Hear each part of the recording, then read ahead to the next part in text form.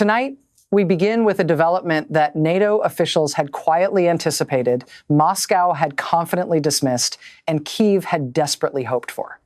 It was not the result of years of debate or slow diplomatic maneuvering. It unfolded in days.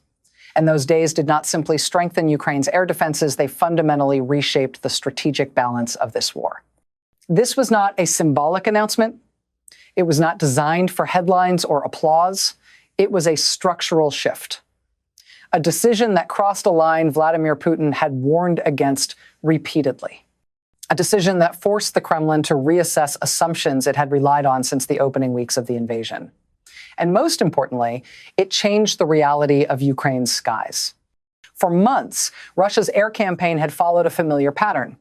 Missiles, drones, and bombers were used not only to damage infrastructure, but to exhaust Ukraine's defenses and morale. Moscow believed that sustained pressure would eventually isolate Ukraine, degrade its air defense capacity, and force political concessions.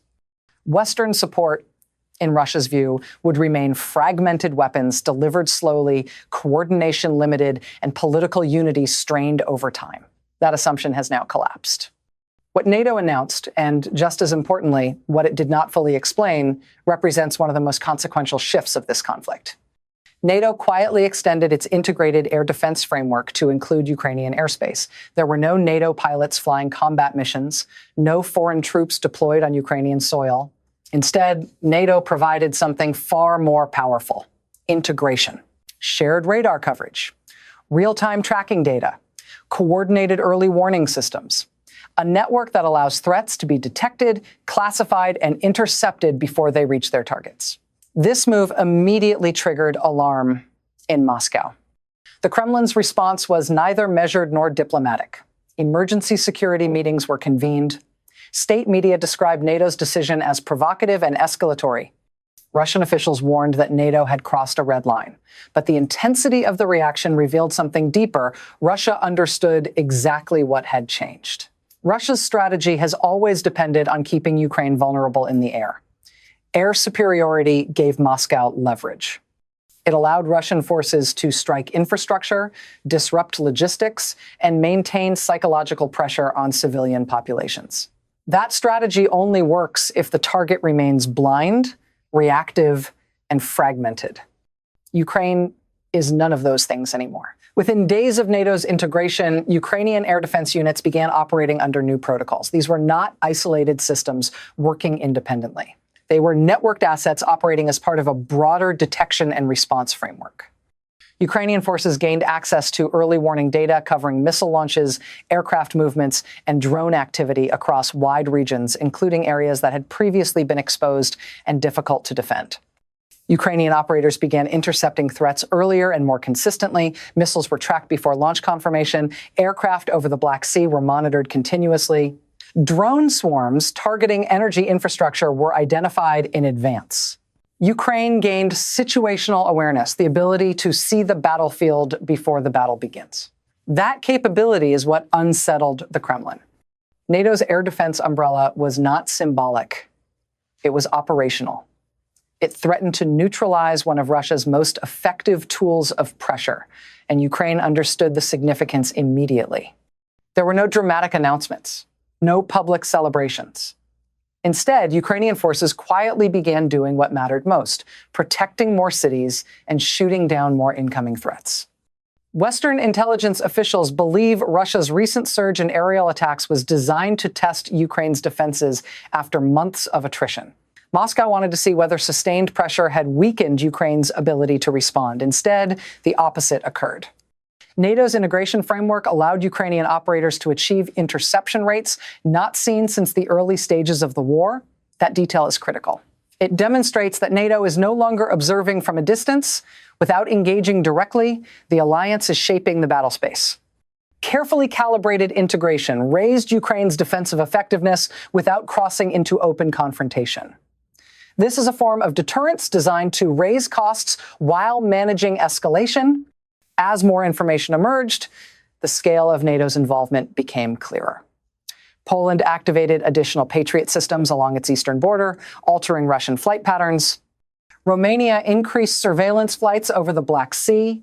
Baltic states shared radar tracking data that directly contributed to Ukrainian interceptions.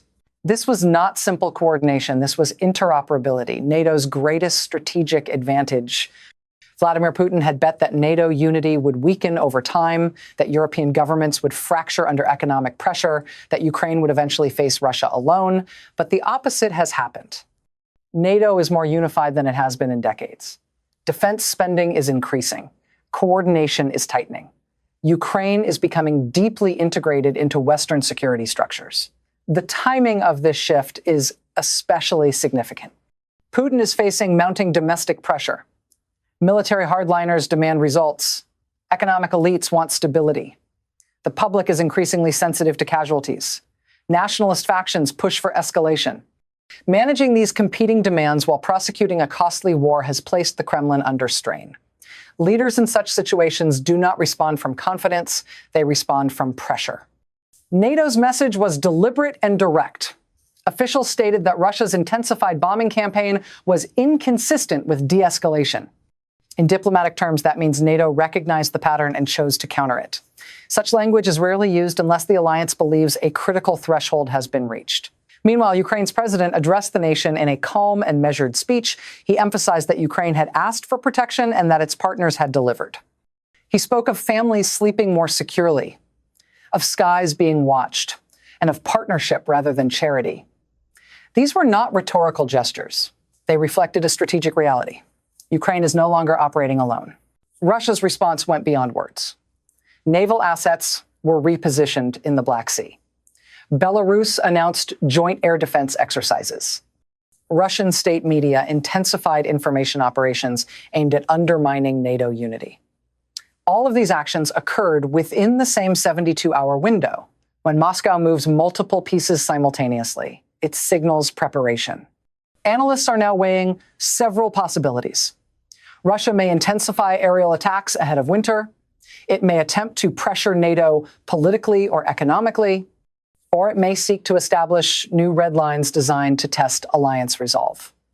But NATO's move today removed one option from Moscow's playbook: waiting for Ukrainian air defenses to collapse. This moment represents a test of resolve on all sides. Russia wants to see whether NATO's commitment will hold. Ukraine wants to demonstrate that integration delivers real results. Europe wants to prevent escalation beyond Ukraine's borders. And the United States wants to deter further aggression without triggering a broader conflict. Defense officials report that Russian military communications remain elevated. Rhetoric is increasingly aggressive. Naval movements continue. But NATO is not retreating. If anything, it is leaning in, reinforcing the message that escalation will be met with countermeasures. What happens next will depend on Moscow's response in the coming days. If Russia de-escalates, this moment will be remembered as effective deterrence. If Russia escalates, NATO has already demonstrated readiness. Tonight, the Kremlin is unusually quiet. And when Moscow is quiet, it usually means calculations are being revised. Plans are being reconsidered. Vladimir Putin has learned this lesson before. Underestimating NATO is costly. Underestimating Ukraine is dangerous. And underestimating both together is a strategic error. This story is far from over. But one reality is already clear. Ukraine's skies are no longer undefended. NATO's resolve is no longer in doubt. And Russia's strategic calculations have fundamentally changed. We will continue watching every development as the next phase of this conflict unfolds.